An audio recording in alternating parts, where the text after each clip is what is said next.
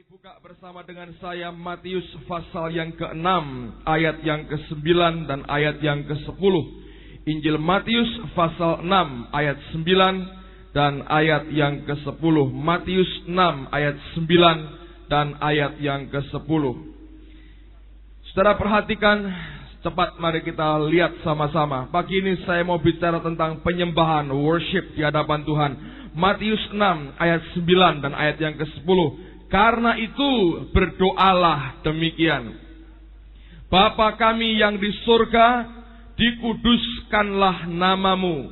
Datanglah kerajaanmu, jadilah kehendakmu di bumi seperti di surga. Saya mau teruskan ayat berikutnya. Berikanlah kami pada hari ini makanan kami yang secukupnya, dan ampunilah kami akan kesalahan kami, seperti kami juga mengampuni orang yang bersalah kepada kami. Dan janganlah membawa kami ke dalam pencobaan, tetapi lepaskanlah kami daripada yang jahat. Karena Engkaulah yang empunya kerajaan dan kuasa dan kemuliaan sampai selama-lamanya. Amin. Nah, saudara sekalian, dengar apa yang saya mau katakan begini. Dari sejak TK sampai SMA, saya sekolah di sekolah Katolik. Dan setiap hari, setiap pagi kami harus mengucapkan akan doa Bapa kami ini. Jadi di luar kepala saya hafal akan doa Bapa kami. Karena itu setiap kali semua siswa harus mengulang-ulang akan doa yang sama. Nah, terus terang saya belum pernah bisa menghayati betul kenapa kami harus mengulang-ulang akan doa ini. Tetapi makin saya kenal dengan Tuhan, saya makin mengerti akan apa yang sebetulnya diajarkan oleh Tuhan. Kita diajar bahwa kita bukannya memiliki Allah yang legalistik, yang senang dengan patokan-patokan Taurat yang mati. Dia menggenapi akan Taurat dengan pribadinya sendiri di dalam Yesus Kristus. Tetapi ketika murid-muridnya bertanya, ajarilah kami berdoa, dia mengajarkan suatu pola doa, pattern doa yang begitu luar biasa, yang hari ini oleh jutaan umat manusia setiap hari dinaikkan kembali di hadapan Bapa di surga, dan dikenal dengan istilah nama doa Bapa kami. Nah, yang mau saya sampaikan pada pagi hari ini adalah bukan bicara tentang doanya itu sendiri, tapi perhatikan apa yang diajarkan oleh Yesus. Dia berkata, Bapa kami yang di surga, dikuduskanlah namamu, datanglah kerajaanmu, jadilah kehendakmu di bumi seperti di surga. Nah, permintaan yang pertama, datanglah kerajaanmu, jadilah kehendakmu di bumi seperti di surga. Doa itu, tenses yang dipakai atau jenis waktu yang dipakai adalah now, untuk saat ini. Setiap kali doa itu dinaikkan, maka doa itu bukan berbicara tentang apa yang akan terjadi. Nah, banyak orang berpikir, oh doa ini merupakan doa apa yang akan terjadi di mana kerajaan surga itu turun. Tapi ternyata jenis pengkalimatan yang dipakai, waktu yang dipakai untuk menyebutkan akan doa ini adalah doa untuk saat ini. Saat di mana kita menaikkan doa itu sendiri. Sebab kalau Anda perhatikan, pada kalimat berikutnya, berikanlah kami pada hari ini makanan kami yang secukupnya. Kalau kita bicara soal makanan hari ini, tidak ada orang yang berkata, Tuhan, beri kami hari ini makanan, lalu harapannya 3 bulan lagi baru datang makanannya. Kita kelaparan, saudara. Tapi betul, sesungguhnya tensesnya, waktu yang dipakai itu menunjukkan hari ini. Artinya, setiap kali kita berdoa, datanglah kerajaanmu, jadilah kehendakmu, kita punya pengharapan. Pada hari kita berdoa, hari yang sama, Allah akan menjawab akan doa kita. Amen, saudara? Sebab kalau kita berdoa hari berikutnya, maka jawaban yang muncul juga untuk hari berikutnya. Yang Tuhan ajarkan buat kita adalah, setiap saat kita berdoa, setiap saat kita menyembah Allah, setiap saat kita datang kepada tahta Tuhan, maka kita bisa berharap kerajaan dan kehendaknya juga turun di tengah-tengah kita. Itu hal yang penting yang kita harus pegang. Banyak orang Kristen bertanya, kapan kerajaannya datang? Saya berkata, sesuai dengan apa yang diajarkan Yesus. Pada saat engkau berdoa, datanglah kerajaanmu, jadilah kehendakmu di bumi seperti di surga. Dia mengharapkan, kita juga punya pengharapan bahwa saat aku berdoa, saat aku datang kepada Bapa yang di surga, yang namanya aku kuduskan dan aku agungkan, pada saat yang sama kerajaannya boleh kita nikmati. Nah, pertanyaannya adalah, bagaimana kerajaannya itu bisa datang di tengah-tengah kita? Bagaimana caranya? Perhatikan akan apa yang diajarkan Yesus. Dia berkata begini, Bapa kami yang di surga, dikuduskanlah namamu. Ada worship, ada penyembahan di hadapan Tuhan. Coba buka dulu. Mazmur pasal yang ke-22. Mazmur pasal 22. Ayat yang keempat. Mazmur pasal 22. Ayat yang keempat. Padahal engkaulah yang kudus, yang bersemayam di atas puji-pujian orang Israel. Saya ulang lagi. Padahal engkaulah yang kudus, yang bersemayam di atas puji-pujian orang Israel. Terjemahan lain berbunyi, the praises of our fathers, puji-pujian, pengagungan, ibadah, penyembahan daripada nenek moyang kami, surrounded your throne, mengelilingi akan tahtamu ya Tuhan. Nah, saudara sekalian, Alkitab berkata, pujian kita itu mengelilingi tahta Tuhan. Perhatikan akan istilah ini. Ada tahta Allah, lalu pujian, penyembahan kita, ibadah kita, mengelilingi akan tahta Tuhan. Nah, saya merenungkan bahwa sebetulnya, apa yang ditulis dalam Mazmur 22 ini, paralel dengan apa yang dituliskan di dalam kitab Wahyu, pasal yang keempat. Coba buka, Wahyu, pasal yang keempat. Nanti akan saya jelaskan. Wahyu pasal yang keempat, mulai ayat yang pertama. Wahyu pasal 4, mulai ayat yang pertama. Perhatikan saudara. Wahyu 4, mulai ayat yang pertama. Ke-24 tua-tua dan keempat binatang.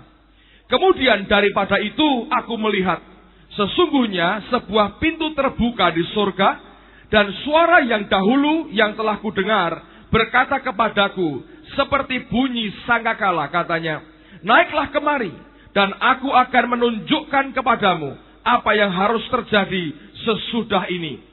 Segera aku dikuasai oleh Roh, dan lihatlah, sebuah tahta terdiri di surga. Dan di tahta itu duduk seorang. Dan dia yang duduk di atas tahta itu, nampaknya bagaikan permata yaspis dan permata sardis. Dan suatu pelangi melingkungi tahta itu, gilang gemilang bagaikan samrud rupanya. Dan sekeliling tahta itu ada 24 tahta. Dan tahta-tahta itu duduk 24 tua-tua yang memakai pakaian putih dan mahkota emas di kepala mereka. Dan dari tahta itu keluar kilat dan bunyi guruh yang menderu, dan 7 obor menyala-nyala di hadapan tahta itu. Itulah ketujuh roh Allah. Dan di hadapan tahta itu ada lautan kaca, bagaikan kristal di tengah-tengah tahta itu.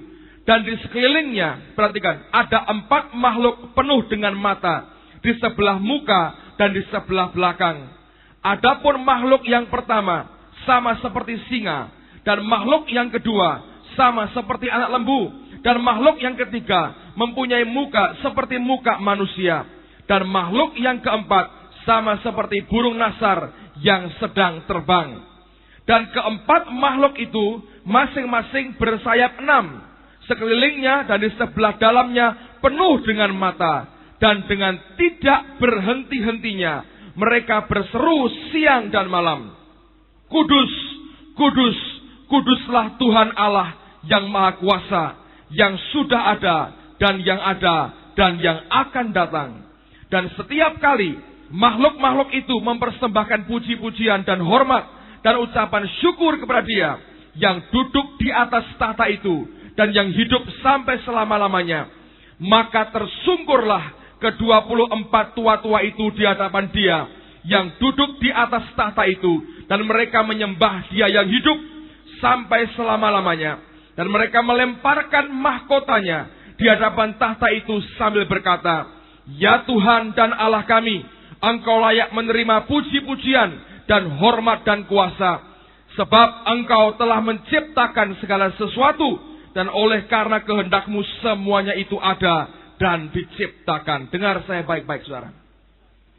Alkitab mengatakan, di surga siang dan malam ada 4 makhluk yang penuh mata.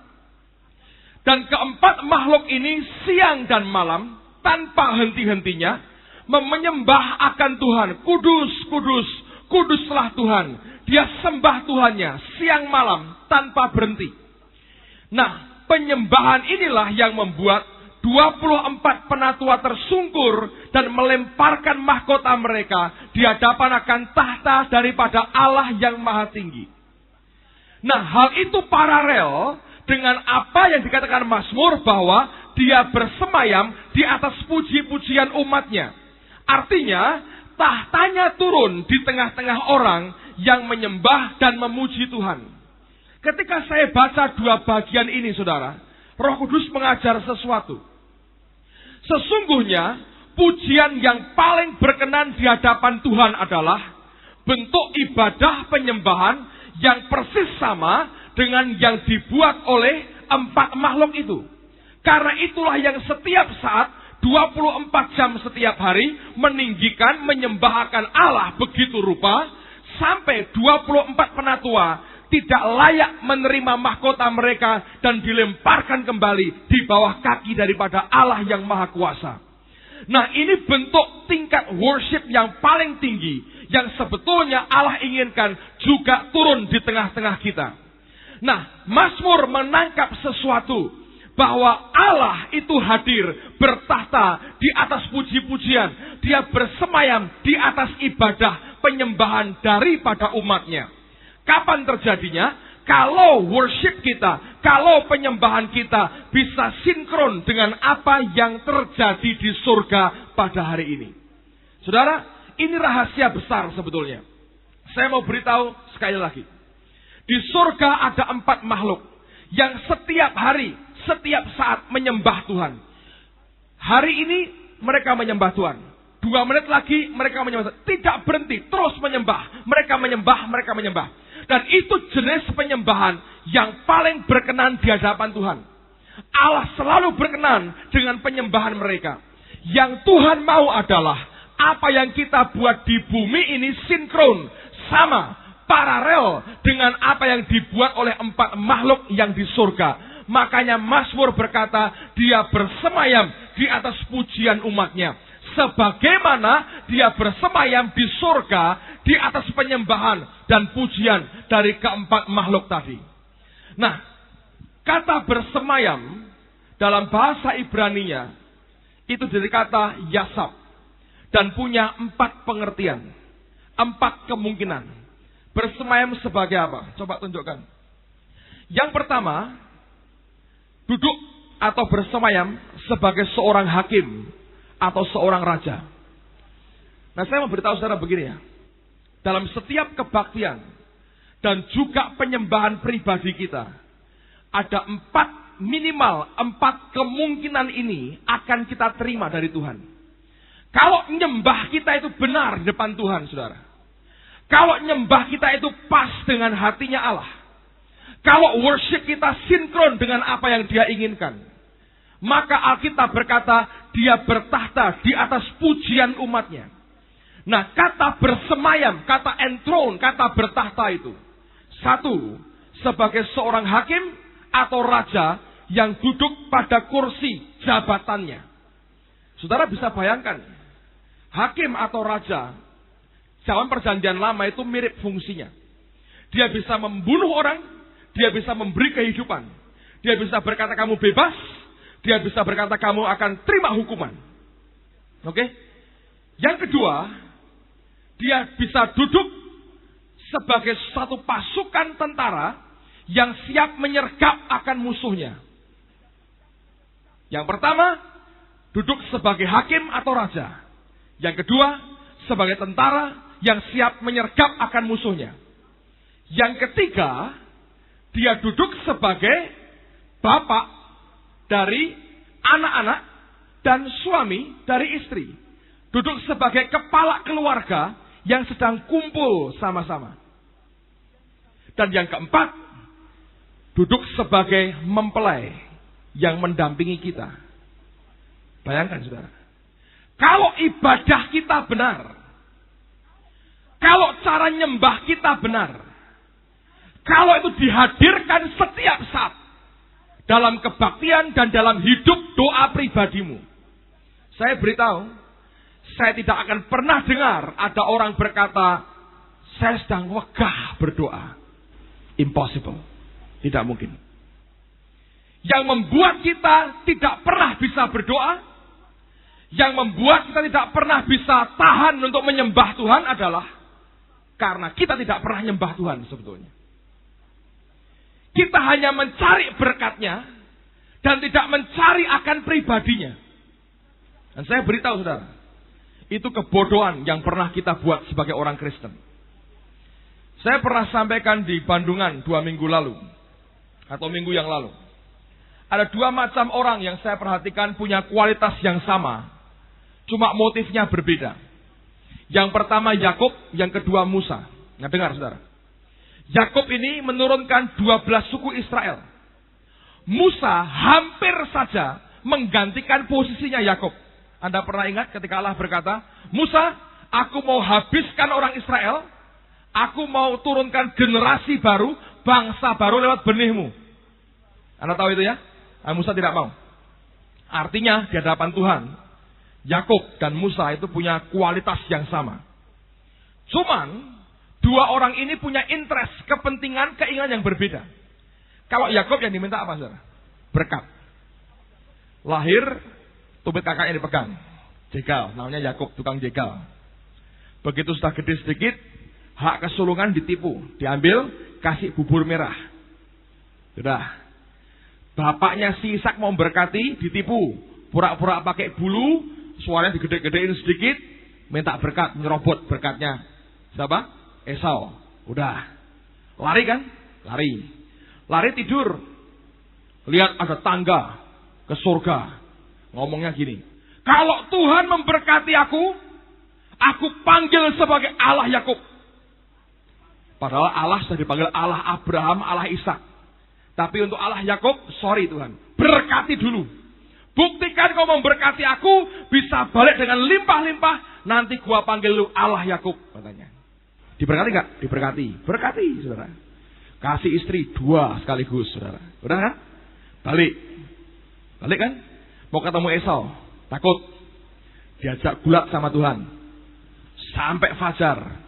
Dipukul sampai pincang. Tetap nekat. Mintanya apa? Sebelum kau berkati aku, tidak akan aku lepaskan. Diberkati gak, saudara? Berkati lagi. Nih, kau kasih. Bukan Yakub, Israel katanya. Balik pincang, tapi Israel, saudara. Oke? Berkati. Tapi Musa lain, saudara. Lain. Begitu ketemu Tuhan, permintaannya apa? Show me thy glory. Tunjukkan kemuliaanmu Tuhan. Banyak orang pengen tiru berdoa seperti itu, tapi nggak tutup, nggak tekan, saudara. Belum sampai lihat kemuliaan Tuhan, berhenti doanya. Tapi Musa, tunjukkan kemuliaanmu. Dia pengennya itu ketemu dengan dia. Alkitab berkata, seperti orang yang bicara dengan temannya, Allah ngobrol dengan Musa. Anda lihat, hidup 2 orang ini beda.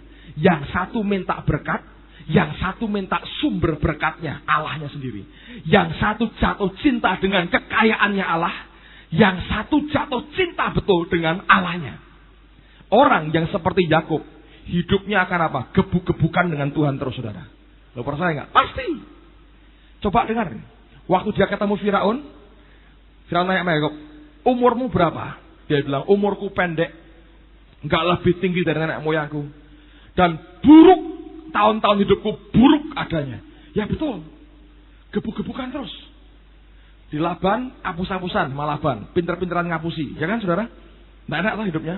Pulang, pincang. Anaknya perempuan diperkosa, dindain. Ngerti? Diperkosa. Lalu siapa lagi? Yehuda anaknya skandal. Si Ruben anaknya sendiri tidur dengan gundiknya Yakub sendiri. Ya, gebuk-gebukan itu. Gebuk-gebukan, saudara. Itu isinya gebuk-gebukan terus. Yusuf yang dia kasih ditangisi, mati, padahal dijual di Mesir. Maka dia bilang, buruk tahun-tahunku. Kenapa? Golek berkat terus, saudara. Gebuk-gebukan dengan Tuhan terus. Makanya pincang. Nah, saya beritahu, saudara. Kalau Kristen kita itu Kristen cari berkat, kita akan gebuk-gebukan dengan Tuhan terus. Kalah, saudara. Nanti kita tanya, gimana hidupmu? Buruk. Tapi Musa, sekalipun gak masuk Kanaan, yang ngubur mayatnya siapa? Tuhan sendiri. Luar biasa. Gak ada kuburannya Musa, gak ada. Yang ngubur siapa? Tuhan sendiri. Waktu Yesus dipermuliakan di bukit kemuliaan, yang muncul Elias dan siapa? Musa muncul lagi. Oh, lihat. Sepanjang hidup Musa itu manisnya luar biasa. Bahkan sampai begini, saudara. Musa kawin lagi. Salah nggak kawin lagi? Salah toh? Ya. Miriam Harunnya ngamuk. Yang dibela siapa? Musa. Bukan berarti, ayo kawin lagi semua, saudara. Jangan begitu ya. Tapi saya mau tunjukkan ini loh. Hubungannya ini beda, saudara. Hubungan orang yang cari rezeki dengan orang yang nyembah Tuhan. Beda sama sekali. Lah kita mau yang mana? Terus terang saya berkata, sebagian besar orang Kristen carinya seperti Yakub, ngajak gebuk-gebukan, gulat dengan Tuhan, kalah, saudara. Makanya hidupnya nggak pernah lurus, goyang terus, pincang terus, saudara. Nggak pernah sembuh, baru sembuh ngajak berantem Tuhan lagi, terus seperti itu. Kenapa? Nggak worship, nggak nyembah dia, nggak cari dia. Nah, yang Tuhan mau dalam hidup kita setiap hari adalah hidup karena penyembahan. Nanti 4 itu sebagai hakim atau raja, sebagai pasukan, sebagai kepala keluarga, sebagai suami, akan dengan sendirinya turun di tengah-tengah kita. Tanpa kita teriak-teriak minta, saudara. Nah, banyak orang Kristen cari berkatnya dulu. Lalu Tuhan diajak gebuk-gebukan. Nggak pernah bisa menang. Karena Kristennya Kristen Yakub, saudara. Tapi coba lihat Musa. Manisnya luar biasa dengan Tuhan. Amen, saudara. Nah, ini loh yang saya mau sampaikan pada pagi hari ini. Jangan sampai kita Kristennya seperti Yakub. Yang isinya hanya bergulat dengan Tuhan. Pada akhirnya dia berkata buruk semuanya. Tapi kalau kita seperti Musa, saudara akan tahu kemanisannya luar biasa. Allah mencari orang seperti ini. Yang hatinya melekat ke dia, yang ingin menyembah kepada Allahnya. Yang dicari itu bukan berkatnya tapi Tuhannya. Otomatis semua yang dia miliki pasti dia beri. Jangan khawatir dengan itu. Tapi yang dia cari dari hidup kita adalah bagaimana agar orang-orang percaya yang sungguh hatinya menyembah kepada Allah. Teruskan lagi, saudara. Sekarang mari kita buka 1 Petrus pasal yang pertama. Pada waktu kita menyembah Dia dengan benar, pada waktu kita menyembah Tuhan dengan benar, maka seluruh kepribadian Allah tadi akan dicurahkan di tengah-tengah kita. Sebagai hakim, sebagai raja, sebagai pasukan yang berani, yang kuat, yang perkasa. Sebagai keluarga, family, sebagai pasangan pernikahan yang memberikan keintiman kepada kita. Diberikan semua kepada kita. Waktu kita nyembah kita benar, cara ibadah kita benar, maka kepribadian Allah akan turun. Nah, ini akibatnya. 1 Petrus pasal pertama ayat 13. Sebab itu siapkanlah akal budimu, waspadalah dan letakkanlah pengharapanmu seluruhnya. Bukan sebagian, seluruhnya. Pengharapan seluruhnya. Atas kasih karunia yang dianugerahkan kepadamu pada waktu penyataan Yesus Kristus. Ingat ada kalimat pada waktu penyataan Yesus Kristus. At the revelation of Jesus Christ. Pada waktu pewahyuan Yesus Kristus. Nah, pengharapan kita sebagai orang Kristen seringkali nggak bisa sepenuhnya kita letakkan. Kenapa? Karena kita tidak terima pewahyuan utuh dari Dia. Kapan pewahyuannya muncul? Kalau kita nyembahnya benar. Jadi begini saudara, dengar baik-baik. Kalau kita bisa menghadirkan suasana surga itu turun di tengah-tengah kita, maka tahtanya juga akan turun di tengah-tengah kita. Kalau ibadahmu, penyembahanmu benar di depan Tuhan, maka tahta Tuhan akan ada di hadapan saudara. Seluruh kepribadiannya akan muncul di hadapanmu. Pada saat itulah sebetulnya, tidak usah kita teriak apapun, kita akan terima pewahyuan Yesus Kristus.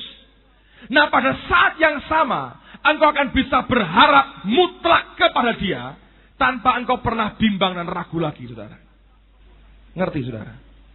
Ambil contoh begini. Saudara ingin memindahkan di Balikpapan, itu ada airport baru. Beberapa tahun ini mereka buat airport baru. Dan airportnya itu aneh.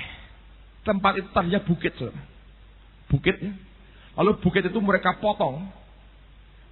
Tanahnya dipindahkan tempat lain. Jadi bukit dipindah istilahnya. Itu butuh bulldozer, butuh traktor, butuh alat berat yang luar biasa. Nah, seorang insinyur ketika dia berkata, aku mau pindahkan bukit ini, aku butuh alat berat ini. Dia harus tahu persis kemampuan alat ini. Ketika dia tahu kemampuannya satu demi satu, dia bisa berkata, alat ini kalau kerja sekian hari selesai. Ditambah ini, tambah ini, sekian hari akan selesai. Dengan dia tahu persis kekuatan masing-masing, dia bisa berkata, dalam waktu sekian bulan, gunung ini bisa pindah. Ketika digarap, terjadi, saudara. Itu perhitungan. Hal yang sama dengan hidup kita. Kalau kita terima pewahyuan akan Yesus, saudara, engkau akan bisa berkata, baiklah aku taruhkan seluruh pengharapanku kepada Dia. Kapan itu? Pada saat Yesus diwahyukan di depan matamu dengan jelas. Dan itu hanya terjadi kalau tahtanya itu muncul di hadapan kita, saudara. Jadi penyembahan itu bukan sekedar bahasa roh, tapi seluruh totalitas hidup kita di hadapan Dia. Bukan hanya tiap minggu di gereja, tapi setiap hari bersama dengan Dia. Kalau engkau cari Tuhannya benar, saudara, saudara akan ketemu dengan Dia. Kalau cari Tuhanmu keliru, engkau akan keliru dengan Dia. Banyak orang cari Tuhan kenapa sih? Satu, ada orang yang senang berorganisasi. Ya, siapa tahu dapat kedudukan. Dua, ada orang yang senang kegiatan. Siapa tahu ikut kegiatannya. Tiga, ada orang yang senang mungkin tampil di depan. Nah, gereja tempat yang bagus. Di tempat lain kan harus profesional. Di gereja falas sedikit gak apa-apa, asal berani. Tampillah di depan, begitu. Empat, karena utangnya banyak. Nah, siapa tahu ada berkat dan nubuat tentang berkat yang Allah beri ke gereja. Lima, karena keluarganya berantakan. Siapa tahu Tuhan kembalikan dan pulihkan dari aku cari Tuhan. Jadi bukan cari Tuhannya, tapi sampingan-sampingannya yang utama dalam hidup kita. Nah, cara nyembah seperti ini loh, saudara, yang tidak memungkinkan tahtanya itu turun di tengah-tengah kita. Karena Anda perhatikan, di surga orang nyembah Tuhan dengan melemparkan mahkota. Di bumi orang nyembah Tuhan sambil cari mahkota. Nggak ketemu, saudara. Di surga, saya ulang lagi, orang nyembah Tuhan melemparkan mahkota. Di bumi kita nyembah Tuhan sama cari-cari mahkota. Nggak ketemu. Makanya tidak mungkin tahtanya turun di tengah-tengah kita. Lah mahkota yang kita cari apa? Macam-macam. Yang betul mahkota bener emas 24 karat 10 kilo gitu kira-kira. Atau kemuliaan. Di surga dilempar.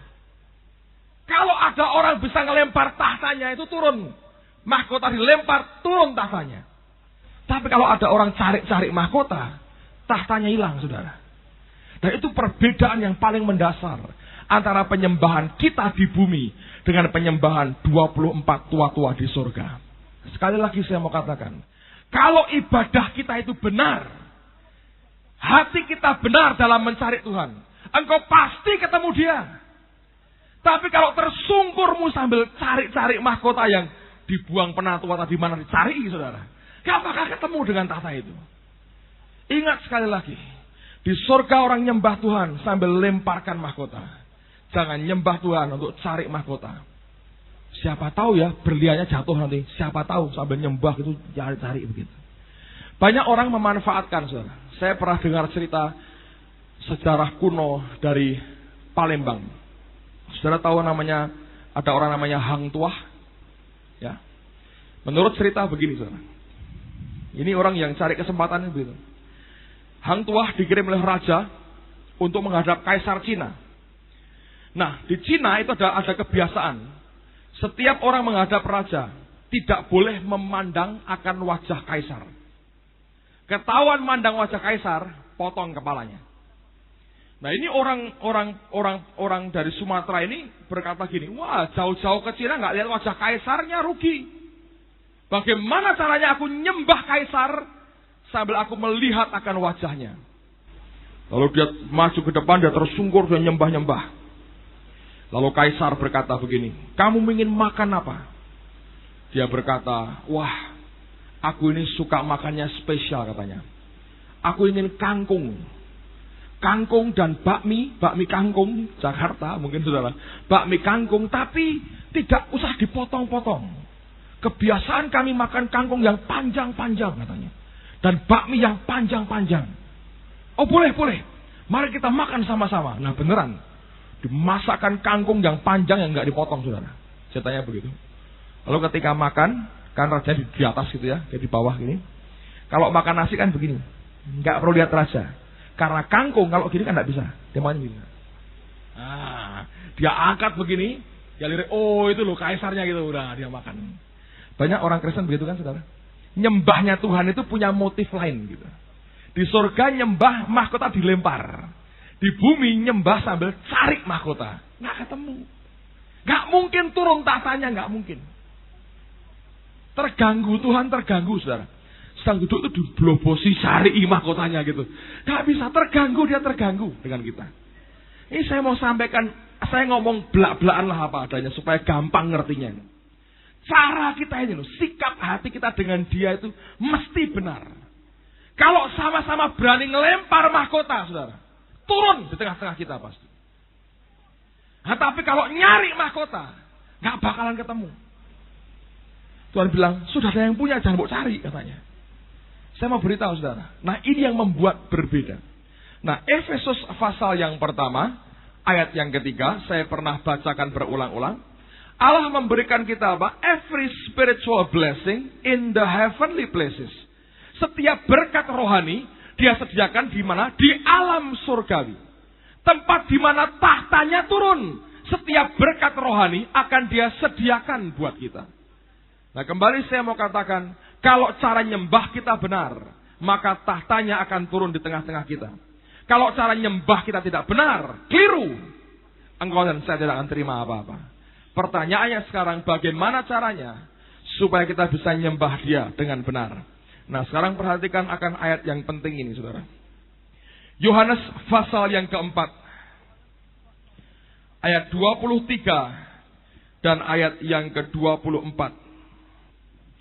Yohanes 4 ayat 23 dan 24. Yohanes 4 ayat 23 dan 24. Tetapi saatnya akan datang dan sudah tiba sekarang, bahwa penyembah-penyembah benar akan menyembah Bapa dalam roh dan kebenaran. Sebab Bapa menghendaki penyembah-penyembah demikian. Allah itu roh, dan barang siapa menyembah dia, harus menyembahnya dalam roh dan kebenaran. The Living Bible menerjemahkannya begini. For it is not where we worship that counts. Bukan masalahnya di mana kita menyembah yang masuk hitungan Tuhan, bukan. Di rumah atau di gereja atau di mana, bukan soal itu, saudara. But how we worship. Tapi bagaimana kita menyembah. Is our worship spiritual and real? Apakah penyembahan kita itu betul-betul rohani dan benar? Ya, bukan cari mahkota tapi ngelempar mahkota tadi. Do we have the Holy Spirit help? Apakah kita sudah terima pertolongan dari Roh Kudus? For God is Spirit. Allah itu roh. And we must have His help to worship as we should. Dan kita harus terima pertolongan dari Roh Kudus untuk bisa menyembah sebagaimana seharusnya kita menyembah. Tuhan berkata, bukan soal di mana kamu nyembah dia, tapi bagaimana cara kamu nyembah dia. Apakah betul rohani dan real? Atau cuma di mulut dan cari mahkota? Itu perbedaannya, saudara. Ngerti? Nah, oleh karena itu penting sekali buat setiap kita hidup dalam roh Tuhan. Bukan hidup dalam kedagingan kita, tapi hidup di dalam roh. Rohani yang kuat, roh yang keluar akan membuat kita mampu menyembah Dia dengan benar. Dan sikap menyembah dengan benar itu akan membuat tahtanya turun. Kalau tahta Allah turun, sesuatu yang luar biasa akan terjadi di tengah-tengah kita. Ayat yang terakhir, 1 Korintus pasal yang kedua, ayat 10 dan ayat yang ke-11. Bahkan 13 saya bacakan sekaligus buat saudara. 1 Korintus 2, mulai ayat yang ke-10. Karena kepada kita Allah telah menyatakan oleh roh, sebab roh menyelidiki segala sesuatu, bahkan hal-hal yang tersembunyi dalam diri Allah. Siapa gerangan di antara manusia yang tahu apa yang terdapat di dalam diri manusia, selain roh manusia sendiri yang ada di dalam dia? Demikian pula lah tidak ada orang yang tahu apa yang terdapat dalam diri Allah, selain roh Allah.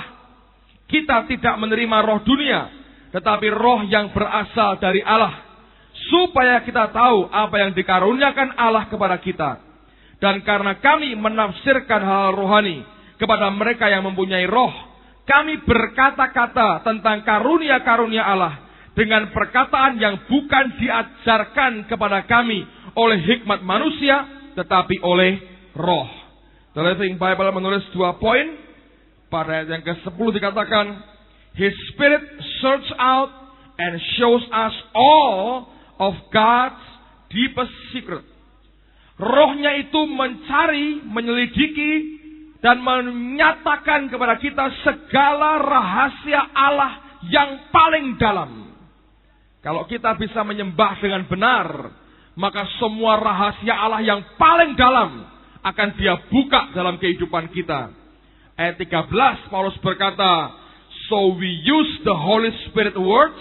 Kita memakai akan kalimat-kalimat dari Roh Kudus to explain the Holy Spirit fact, untuk menjelaskan fakta-fakta daripada Roh Allah sendiri. Luar biasa. Saya beritahu, saudara, kalau kita tidak bersama Roh Kudus, tidak mungkin engkau akan tahu hal yang paling dalam daripada rahasia Tuhan. Dan hanya dengan kalimat-kalimat yang keluar dari perkataan-perkataan Roh Allah akan membuat kita mampu menjelaskan fakta-fakta kenyataan daripada Roh Kudus itu sendiri.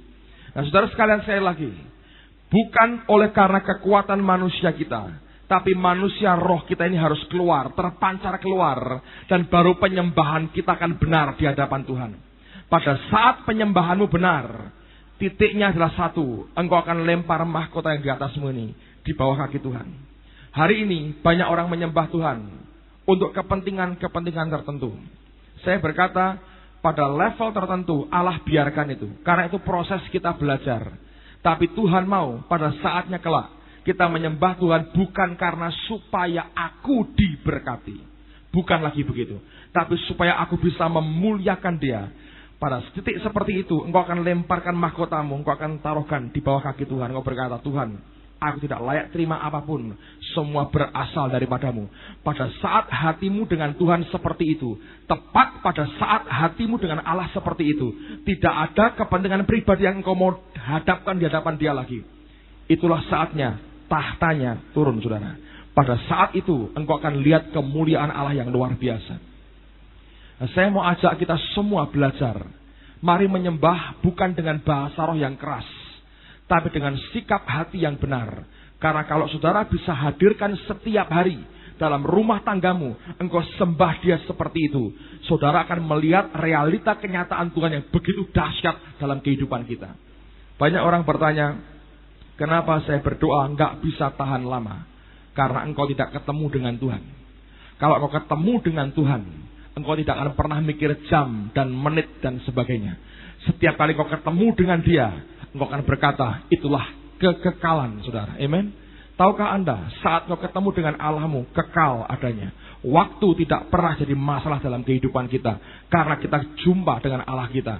Yang membuat kita nggak bisa berdoa. Karena kita tidak ketemu dengan Tuhan. Kenapa nggak ketemu? Karena kita cari mahkota dan bukan melempar mahkota. Kalau kita lempar mahkota, tahta dari yang kekal itu akan di tengah-tengah kita. Pada saat itu, dia bisa datang sebagai hakim. Dan tiba-tiba engkau diberi kebebasan oleh dia. Mungkin sebagai tentara, engkau diajak bertempur dalam peperangan rohani.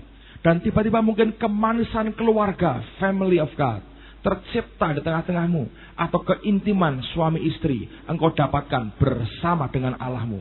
Saya beritahu saudara, itu hal yang luar biasa, amazing sekali. Apa yang dia sediakan buat kita. Tapi kalau kita mampu untuk bisa membawa seperti yang dibuat oleh 4 makhluk itu.